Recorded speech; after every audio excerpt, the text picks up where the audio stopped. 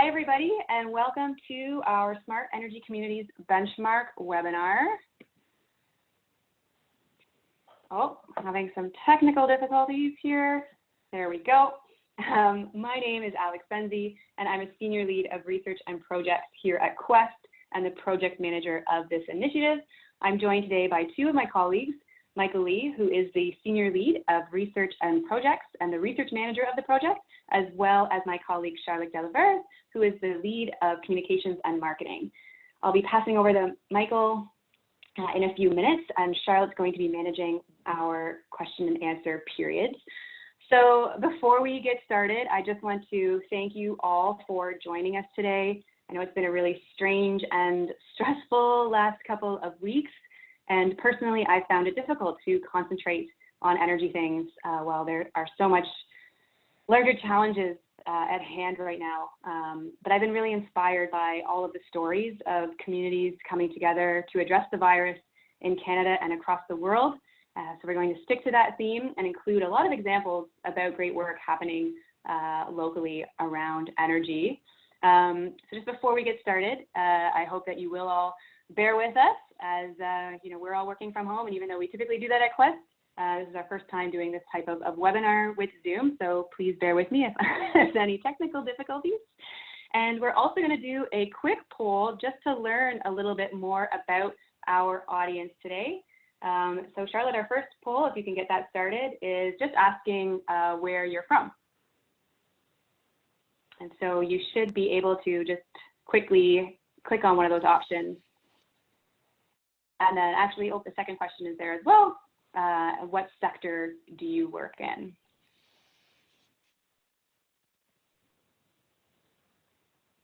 So there is two questions if you scroll down.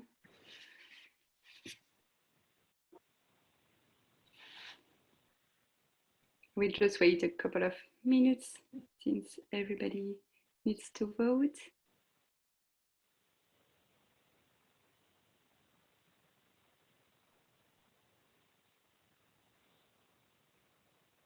All right, I think we are good. Thank you all for your participation. Alex, do you need me to share the results of the poll? Yep, that would be great. I can't see them on my end. Okay, cool. So Ontario has the most amount of folks attending, followed by Atlantic Canada, Alberta, and BC. Thank you. And sector-wise, we've got a lot of folks from municipal and local governments, some people from the provincial government, utilities, energy services, and some other. Okay, so good mix of geographic representation as well as sectors that you work in. So thank you. We'll keep that in mind as we give our presentation today so that we can make sure to share relevant information. Okay, so a little bit about Quest. For those of you who we haven't yet had the pleasure of meeting or working with, we're a national non-government organization that works to accelerate the adoption of efficient and integrated community-scale energy systems in Canada. With a small but mighty team, we do this by commissioning research, communicating best practices, convening government, utility, civil society, and private sector leaders, and working directly with local authorities to implement on-the-ground solutions. Today, we're going to be talking about the results of one of our largest and latest initiatives, the Smart Energy Communities Benchmark. We're going to start by giving a brief overview of what we mean when we say smart energy communities and why we developed a benchmark tool. I'll then pass things off to Michael, who will walk us through the methodology as well as what we learned. And then I'll close by talking about our plans for the future and how you can get involved. Between these sections, we're going to pause for Q&A, and Charlotte's going to manage that. So we'll be looking at questions that you type into Zoom's chat feature, but feel free to type them in at any time during the presentation. We'll keep track of them. I'll also note that we are recording today's webinar, and we'll be distributing the recording and the slides following the presentation. Okay, so at Quest, we position energy as a focal point for communities to meet their sustainability and resilience goals. And it's not just because we're a bunch of energy nerds, so that is one reason. It's because most of the energy used in Canada is used at the local level for heating and cooling our homes and water, for powering our buildings, for getting around and servicing our built environment. more energy is used at the community level than for large industrial processes and heavy transportation. And most of the places that we call home were built without energy top of mind. So we end up using a lot and wasting a lot, and now we are paying consequences. And I mean that literally. It's estimated that individuals spend between $2,000 and $4,000 per year on energy, which means a community of 20,000 people can spend upwards of $80 million a year. And most of the energy is not produced or generated locally, so these dollars end up leaving the community to upstream producers and transmitters. There's also major climate change impacts. Over half of Canada's greenhouse gas emissions come from our collective community level energy use. Fortunately, there are more opportunities than ever for community leaders to plan for and manage their energy use, delivery, and supply to reduce emissions and keep those energy dollars local, and in the process, enhance local economic development and resilience to extreme weather events. We call communities that do so smart energy communities. In more technical terms, smart energy communities are the end result of a principle-based approach to planning for and managing energy at the local level, an approach that encourages using less, wasting less, and integrating the systems that make up the energy picture in our communities. That means integrating the electricity, heating, and mobility networks, integrating untapped local opportunities like waste streams or renewable energy resources into those networks, integrating the asset management process between local governments and utilities, and integrating an energy lens into land use planning. As you can imagine, this approach requires new ways of doing things, a systems approach versus a siloed one, and collaboration between departments, sectors, and jurisdictions at a scale we have not yet seen. The good news is that we're seeing some progress. Over the past 10 to 15 years, local leaders across the country, primarily municipal staff, have taken steps to understand how and where their energy is used, delivered, and supplied, and have then created action plans or community energy plans or emission reductions plans for improvements. The not as good news is that research shows that these plans often get stuck at the plan stage and don't often lead to implementation. In 2016, Quest, the Community Energy Association, and the Smart Prosperity Institute completed a 3-year initiative that dove into the barriers around implementation, called creatively Getting to Implementation, or GTI for short. And there were 3 major findings from this initiative. The first is around the complexity of evolving those multiple jurisdictions and sectors. Decision-making around energy at the local level is not always clear, as some decisions lie within the mandate of higher orders of government, whether that's the region, the province, or the feds. Many decisions also lie outside government purview. So it's really important that CEPing is a cross-sectoral endeavor, but these other sectors, utilities, the real estate sector, the public, as well as higher order governments or governing bodies, are not always engaged or involved in the creation of a community energy plan, and therefore they haven't bought into participating once the plan's ready for implementation. The second is a lack of actionable steps.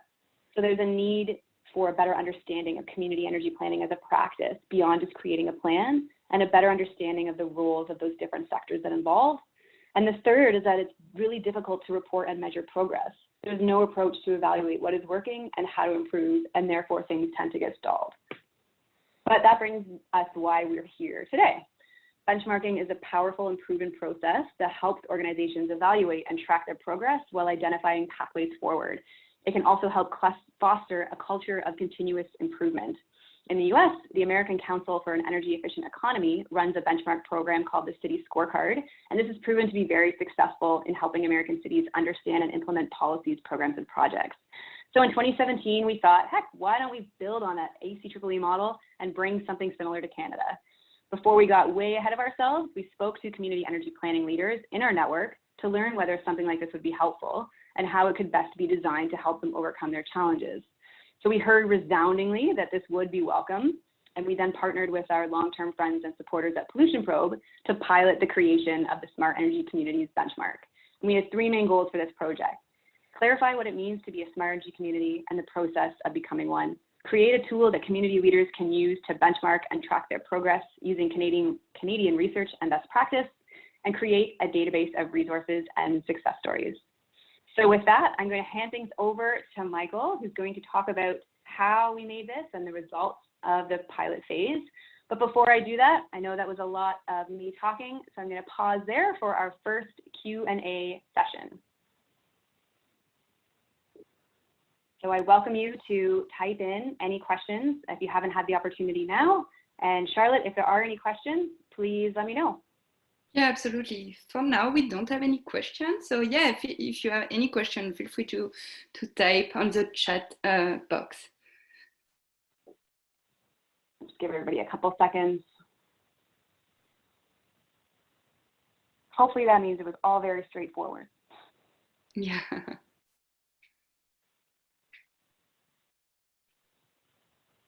No question. Okay. I anticipate there might be more once we go into Michael's slides. So Michael, over to you.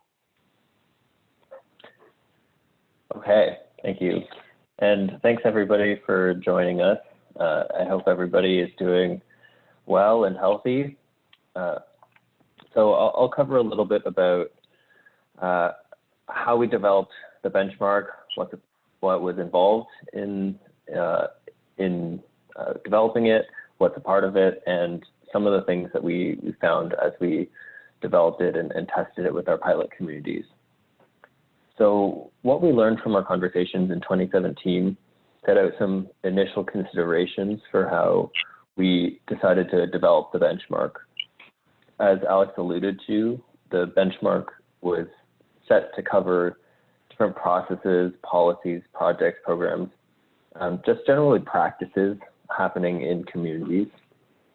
And we decided that the scope of the benchmark would be cross-sectoral. So we used municipal boundaries as the geographic scope for each community, but while local governments have important and necessary roles, the benchmark also looks at actions and involvement of utilities and other organizations within the community. So broadly, what we were looking at is what's happening or available in the community, regardless of who's doing it. And that's actually why we use the word community rather than municipality or local government when we talk about smart energy communities. Another few considerations we had when we were starting to develop the benchmark was we firstly wanted to make sure that the benchmark was as accessible as we could make it. So trying to balance specificity with the flexibility to try to acknowledge that there are a wide variety of unique contexts to different communities across Canada, whether it's size, location, energy mix, demographics, infrastructure, or things like culture and history. They all play a factor into what is viable and what drives communities to do what they do. Secondly, we wanted to make sure that the benchmark was designed so that a roadmap with clear actions could be drawn from it.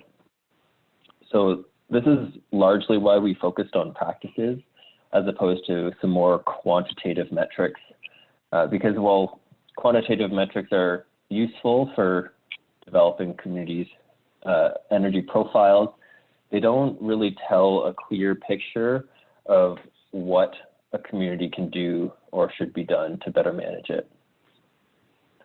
We also wanted the measures to be realistic for communities, so we mixed what might be considered more easy wins or low-hanging fruit with more challenging things that are currently leading practices by leading edge communities. And then lastly, we wanted the benchmark to be a product of collaboration.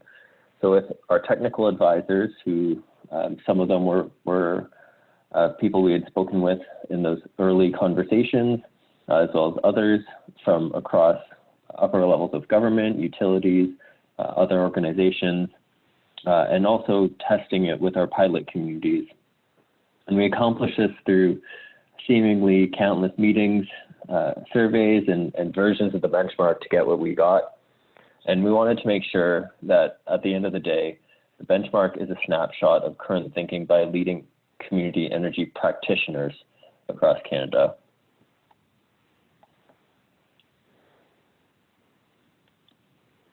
So the conceptual model for the benchmark that we came up with and the framework that we tend to use to think about community energy planning and management as depicted on the circle graphic on the right.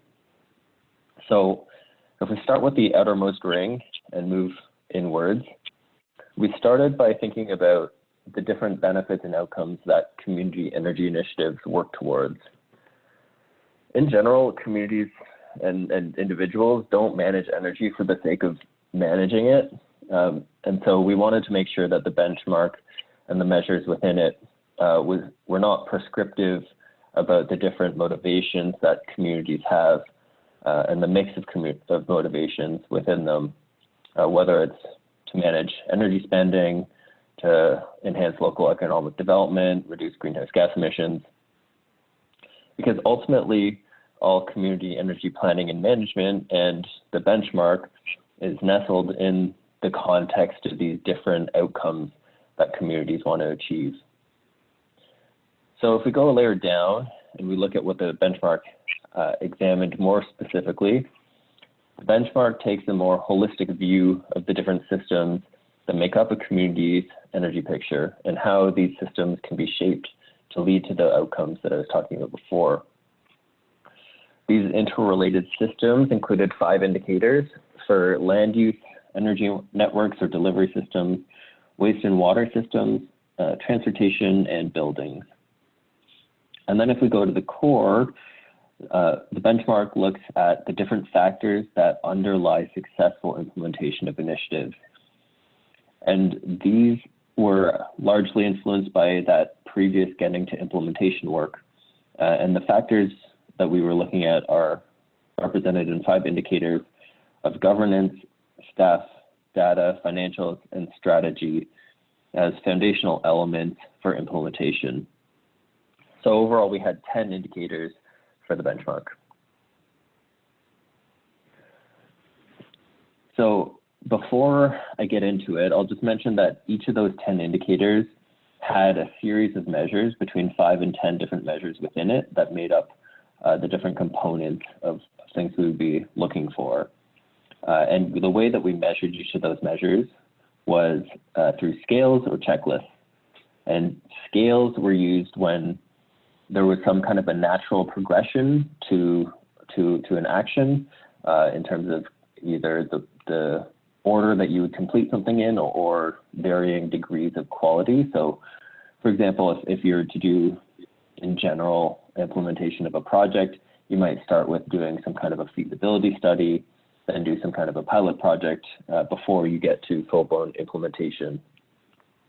And then we also use checklists, which we used when what the measure was looking at something that had different components to it that wouldn't necessarily be completed in any particular order. And so, for example, when we were looking at community energy plans, there are various aspects to it, but those aspects to the community energy plan wouldn't necessarily come one after the other. And one last important thing about the measures that we used, or measures that we were looking at, is that we tried to keep in mind that they could be removed from the assessment or deemed not applicable depending on a community's context. And we did have a set list of different contextual considerations, like, if a population size is smaller or larger, whether or not they have certain energy delivery systems within them, depending on the different building stock, things like that. But we also left it relatively open because, it's very hard to come up with a really comprehensive list of the different considerations that might make something not applicable in a community's context. So I'll take a quick pause before we get into each of the indicators, if anybody has any questions, or we can just jump right in if there are no questions. Yeah, don't hesitate to ask your question on the chat. For now, we don't have any question. Okay. So we'll just jump right in. So I'll cover each of the indicators And I'll start with the capacity and resources, that core of that diagram. And with each of the indicators, I'll speak a little bit about what the measures we're looking at. And for each of them, I have an example from our pilot communities of things that are being done. It'll just be one example. And so the example is generally only covered one measure, so one component of each indicator, of which there are many. And on our new website, smartenergycommunities.ca, we do have a resources page that has some more examples, and we also have the results from all of our pilot communities listed there as well. Having said that, we can just jump right in, and we'll start with governance. So the indicator for governance was looking to see whether or not there is some kind of a cross-sectoral leadership team, trying to understand that cross-sectoral collaboration is something that is necessary for effective implementation. Whether or not there was cross-departmental mandates and collaboration within the local government and within the utilities, and whether or not the communities were collaborating with other communities, either regionally or nationally, or in some cases even internationally. And the example I have here is the Calgary Climate Panel. So this was a really good example of a cross-sectoral leadership team. It's a collaboration between industry, which included ENMAX and ATCO Gas, which are the utility energy delivery providers, members of the community and different organizations, as well as the city, who acts as the secretariat for the whole group.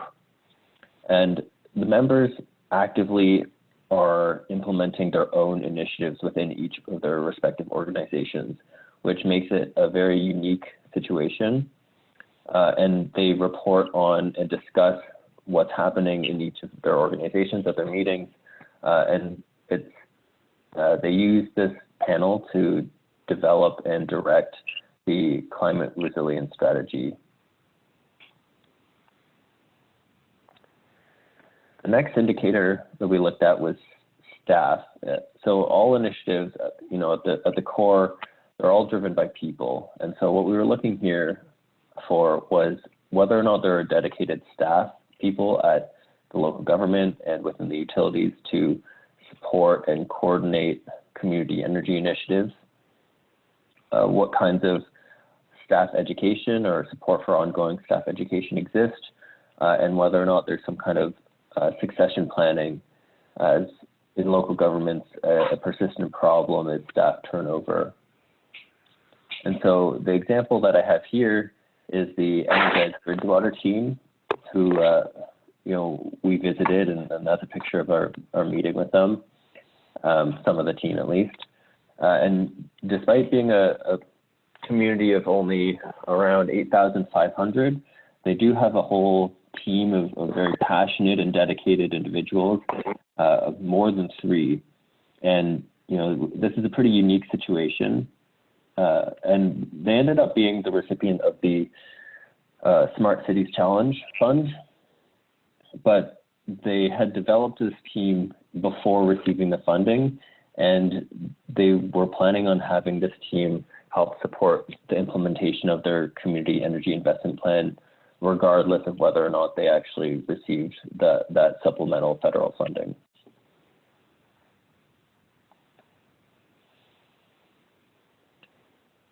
For our data indicator, we were looking to see whether or not there's data and information available, and how available it is publicly to support decision-making and accountability.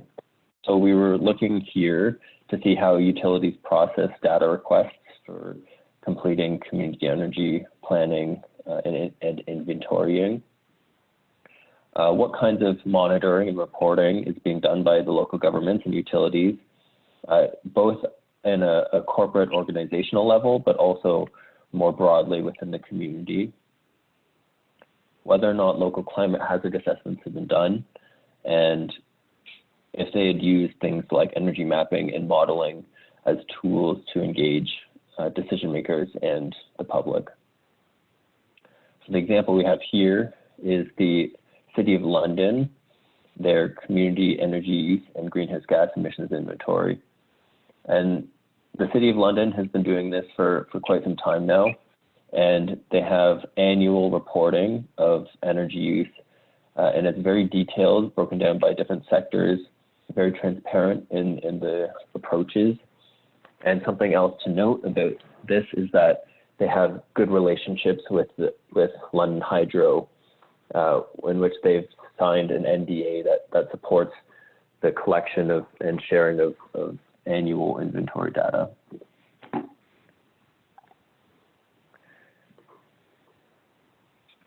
For the financial indicator, we were looking to see whether or not an assessment has been done of different financial mechanisms and funding for the different community energy initiatives that communities want to undertake, how local governments are funding corporate energy initiatives, and how they're adjusting and providing funding for active transportation infrastructure or other forms of other compact development forms.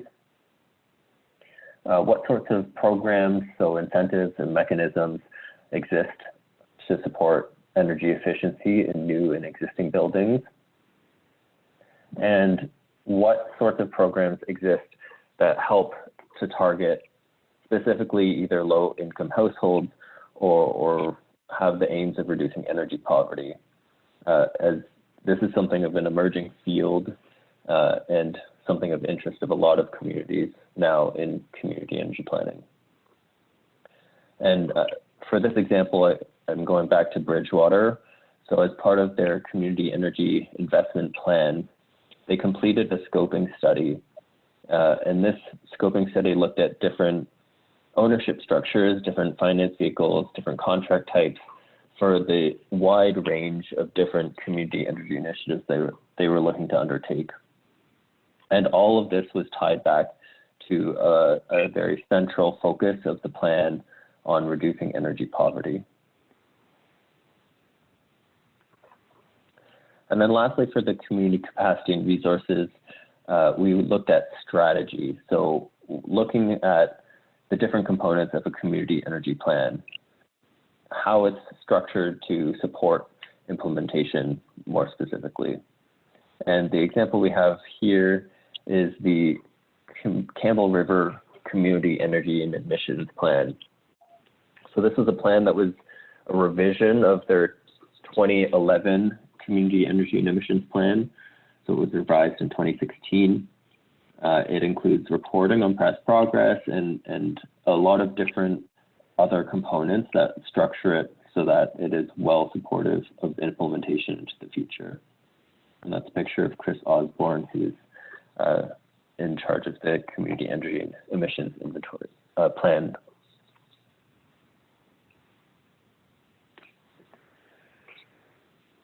So those are the indicators for community energy capacity and resources.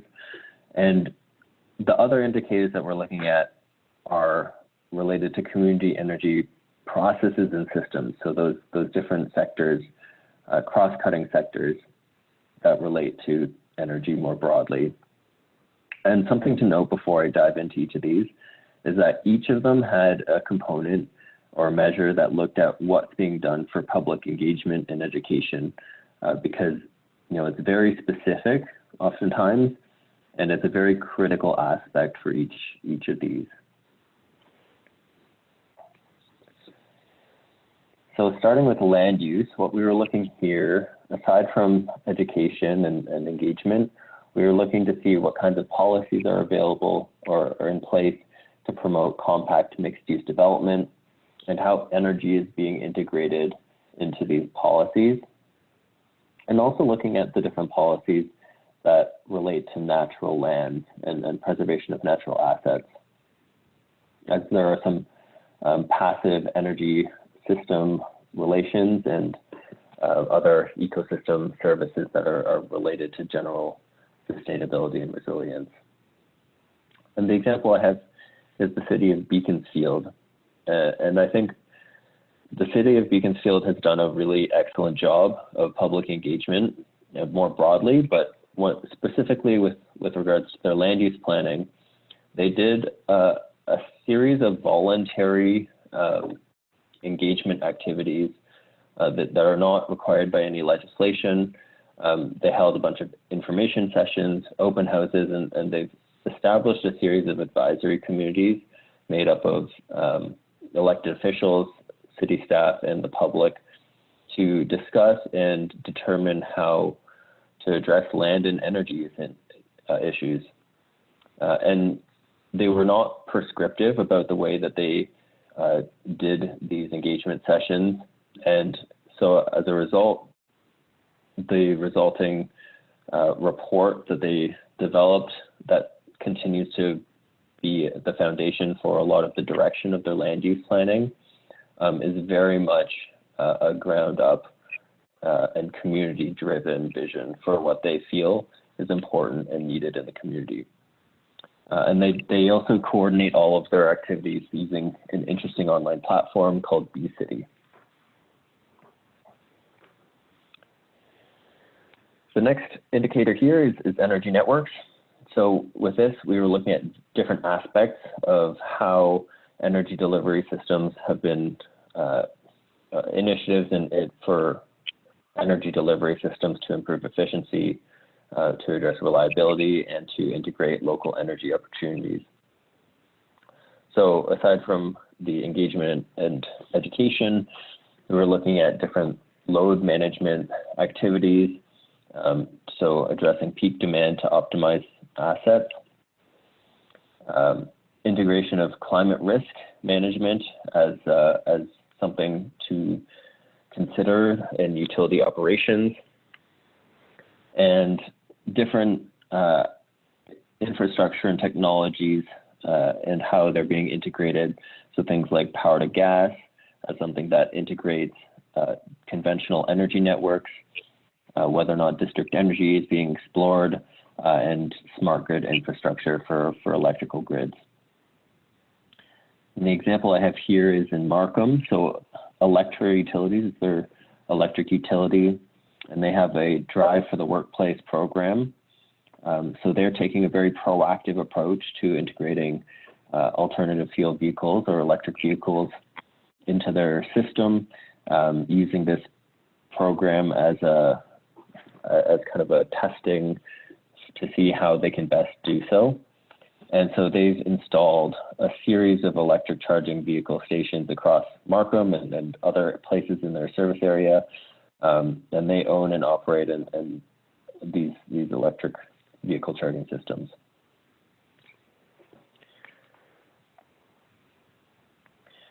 The next indicator is waste and water. And this is one that is not as evident, I guess, in the current way that people think about community energy planning.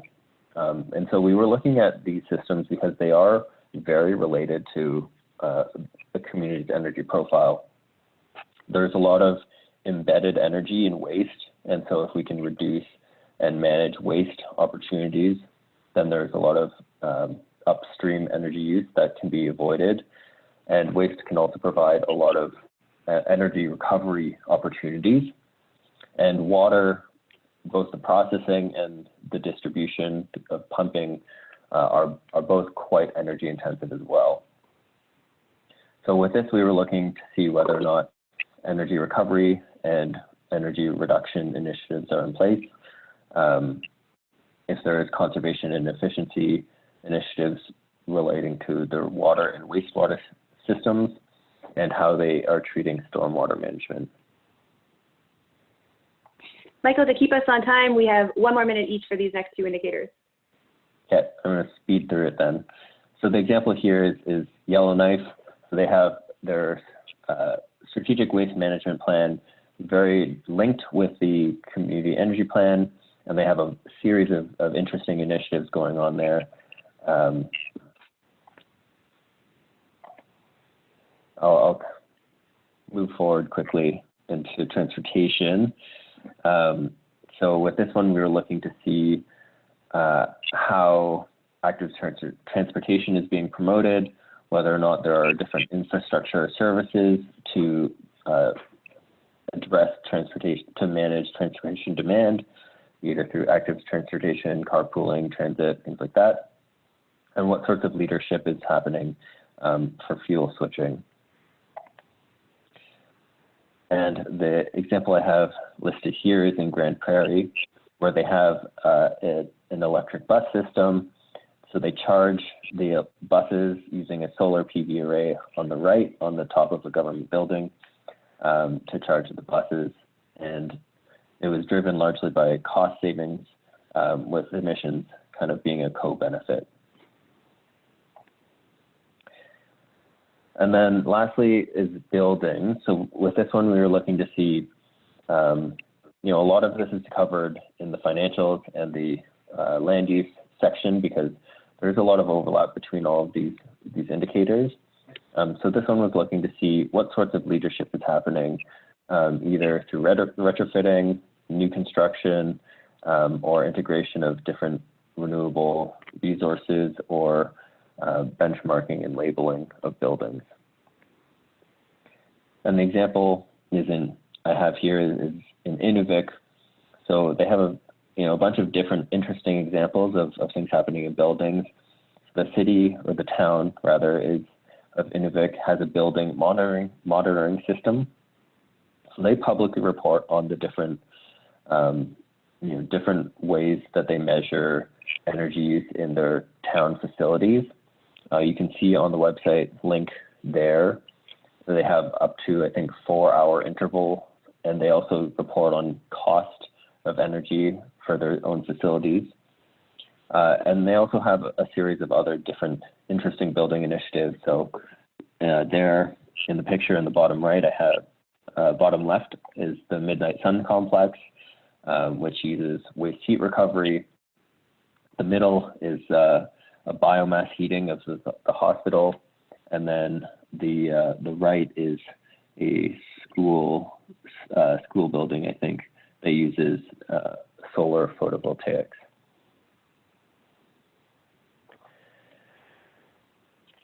So, as I was kind of mentioning and alluding to, the pilot communities that we had were very central to developing and testing the benchmark. And I feel like we were very lucky to have had participation by such a range of communities with very unique contexts. And, personally, it was a real pleasure to have had the privilege to meet and work with the people who are working on community energy initiatives in these communities. So I mentioned them all, but to restate, the communities that we worked with from east to west to north are Bridgewater in Nova Scotia, Beaconsfield in Quebec, Markham and London in Ontario, Calgary and Grand Prairie in Alberta, Campbell River in British Columbia, and Yellowknife and Inuvik in the Northwest Territories.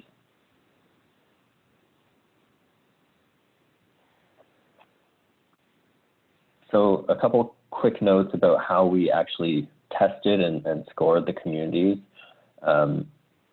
This was a pilot project, so we were trying to just figure it out, what the best approach was. And so, this is what we ended up coming up with as the approach we felt best at the end was a series of conducting desktop research. So looking at community energy plans or other planning documents or online information about different programs, whatever we could find, and then supplement that with interviews and information requests to utility contacts. And then we finally had in-person meetings. And in some of these meetings, like in Markham and Calgary, we held small workshop type meetings that brought together the local government staff and utility staff. And we used the benchmark as kind of a guide for discussions around different initiatives in their communities. And we used that as a way to gather information and understanding about the different contexts within each community. So at the end of the day, for each of the communities, we developed overviews that identified what we saw as strengths and opportunities that we felt were most salient to each community based on those discussions that we had had. And we also are very public about how we scored each of the communities in a more comprehensive way. And both the overview and the full assessments can be found on our website.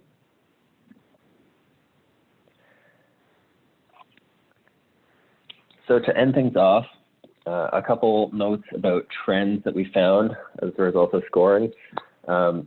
Keep in mind that we were looking at just 9 communities, and these communities were partially chosen because of the fact that we saw them as being somewhat leading in the space. But something interesting that we found was that generally there was at least one example of success in each measure. So there wasn't really any measures that had, at all communities scoring low, which, partially may be a result of the fact that we co-developed it with these communities, but also, we were looking at leading communities. And generally, the strengths that we saw is that there is a lot of public education and energy for conservation and efficiency related to single-family housing. So there's a lot of resources available and information trying to be shared on how to better manage energy at a household level.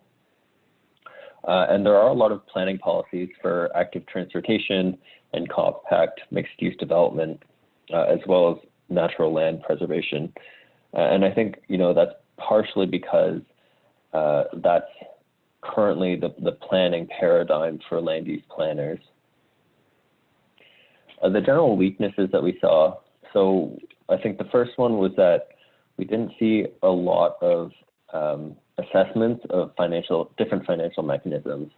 And I think that there is a tendency of local governments and community members to think that upper levels of government or grants being provided by other sources are the only way to fund initiatives, but there are a variety of different financing options and ownership structures for initiatives that should be explored and decided upon depending on how the community feels about each of them.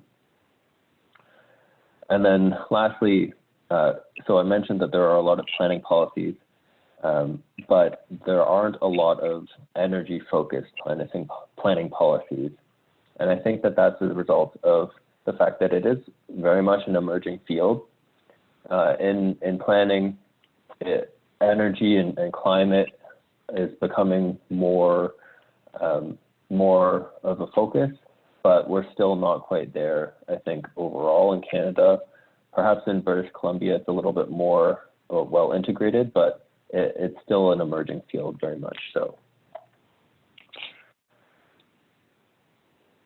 And to end off, Michael, I'm going to move us on to actually Q&A because we're running a little bit short on time. Okay, sorry. Okay.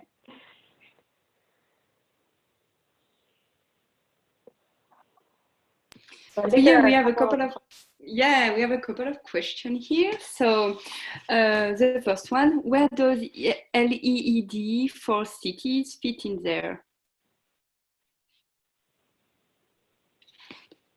If you can answer this question.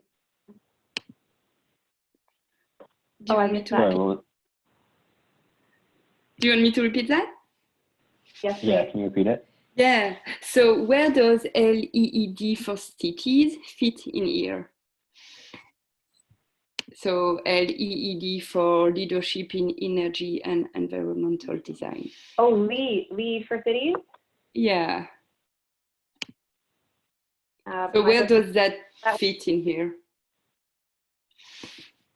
So I think when we were developing it, LEED for cities was not something that we had a lot of information about.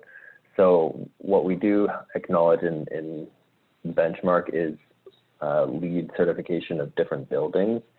I know they have LEED neighborhood design and things like that, but most of the information we were able to find was mostly on buildings. So that's mostly where we integrated that.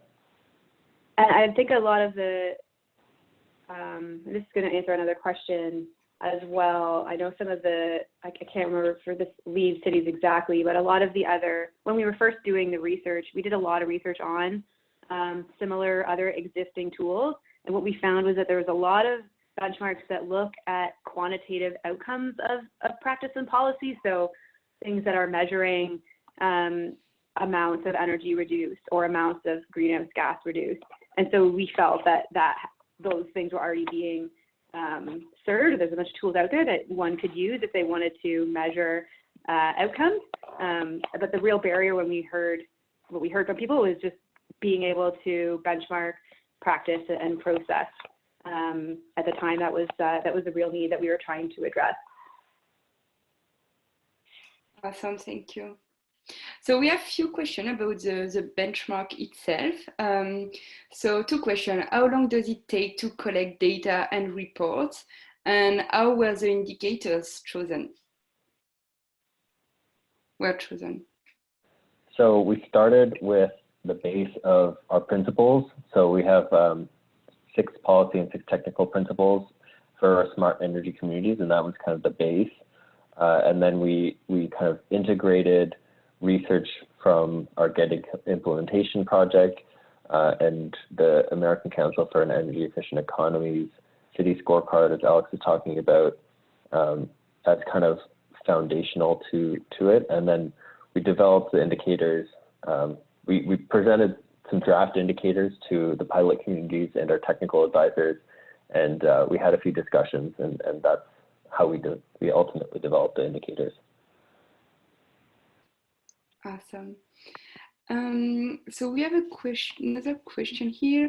So the question seems focused on inputs to community energy and emission management. Did you explore using outputs like reduced emission, cost effectiveness of investment, improvement, etc.?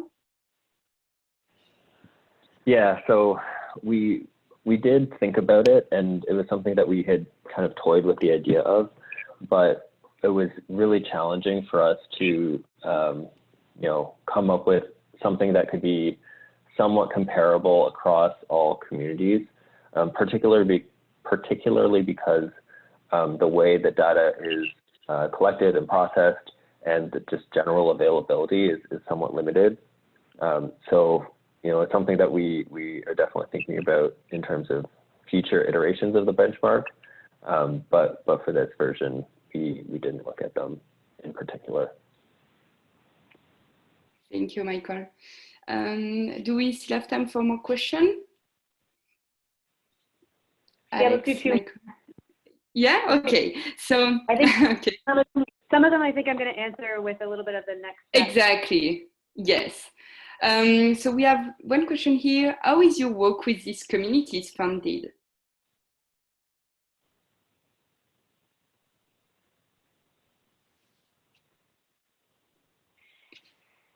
What was it? How would you work with communities? Funded. Okay. Yeah, we had this project was funded by 8 or 9 different funders. It was a pretty large, like a 2.5-year research project.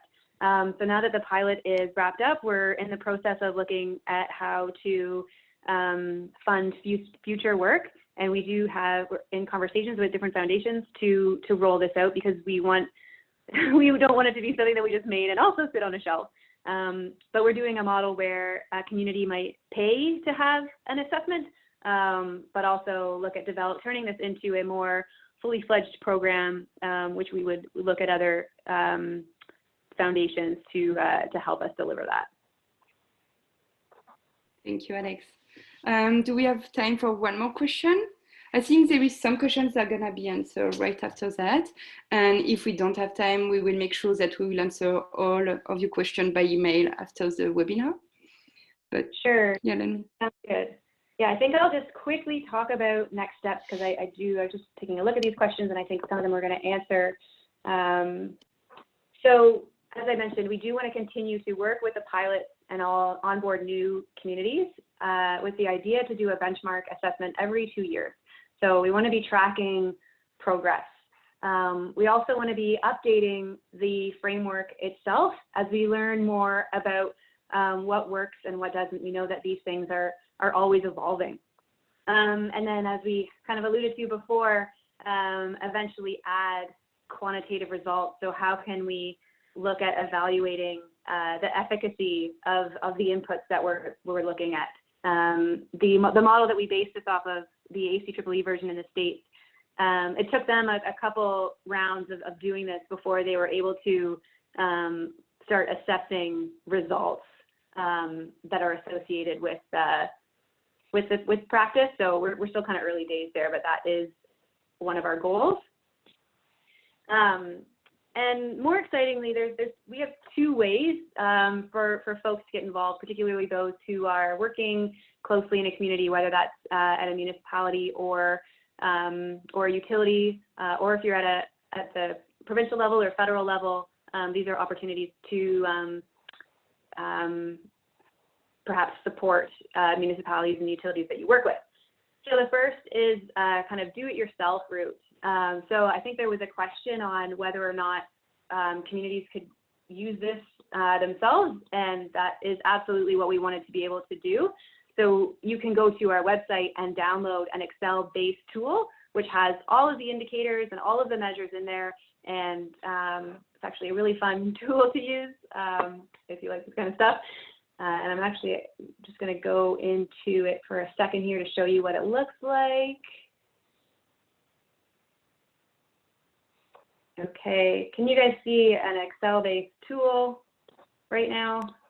No, we still see your presentation. Okay, let's try this again.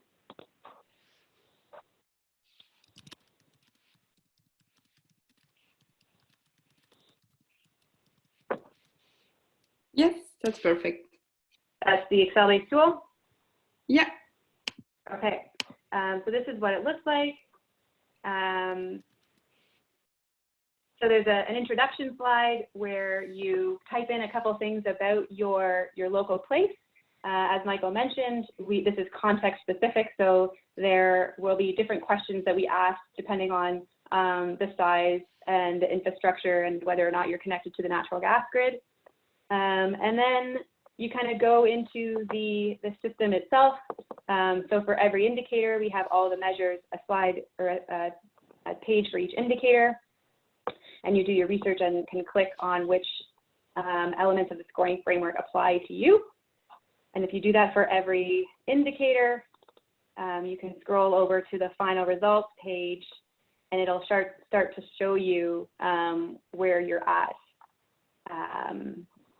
So that's one thing that you can do. And then over time, every couple of years, you can re-benchmark yourself to see how you've improved.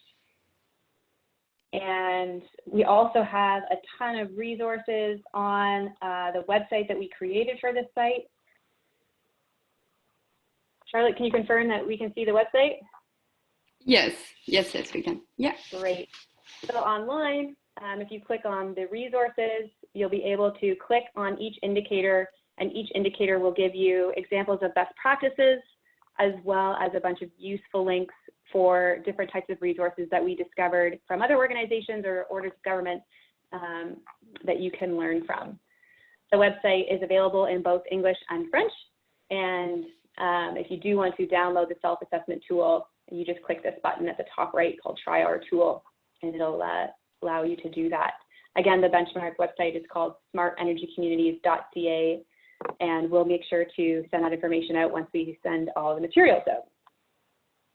So that is the DIY method, but we also have the program method. And this is more similar to the approach that we did with the pilot. So this would be a third-party assessment that would be done by Quest and Pollution Probe, that you would receive a nice fancy 2-page summary report. You'd be able to participate in collaborative workshops as well as receive training and mentorship. We would provide you with communications materials so that you can share the results with fellow community members. And then you get to have your results showcased on the website for everyone else to learn from. So with that, I'm going to pause there again for a final Q&A to answer any of those remaining questions. Yeah, so there is a lot of questions. I'm not sure we'll be able to answer all of them, but for sure we will follow up with you. But maybe one more. So how do you quantify these measures? So each of the measures was made up of different components. So for the checklist or the scales, and each of those was associated with, generally just 1 point per component, or half a point if it was like obviously somewhat less important. And so then that all totaled up to how each indicator was scored in the whole benchmark. Thank you, and then Michael. I can address a couple other questions I saw. So how the benchmark relates to the FCM PCP program maturity scale. So there is some overlap in terms of what we were looking for. I think the main point of distinction between the benchmark and the PCP maturity scale is that we looked beyond the local government, whereas the Federation of Canadian Municipalities is more local government focused, and whereas we kind of looked more broadly at utilities and other organizations, and our focus is on energy, not specifically on climate.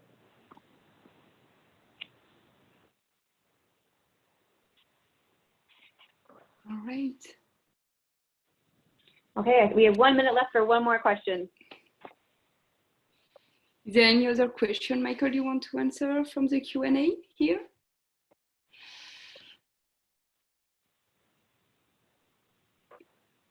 So yeah, we already answered all of the questions about the self-assessment, so you can download it from the website. Yeah, I think we're good for now. I think so as well. So our emails are here. You can contact me, abenzie@questcanada.org, or my colleague Michael at mlee@questcanada.org for any other information. We'd be happy to answer more questions and would be happy to talk to you about bringing the benchmark to your community. Please check out our website and stay tuned for more information. And if you'd like to take a look in more detail, download a self-assessment tool. We'd love to hear from the consultants around as well on making sure that we're measuring the most up-to-date policies and programs that we should be including.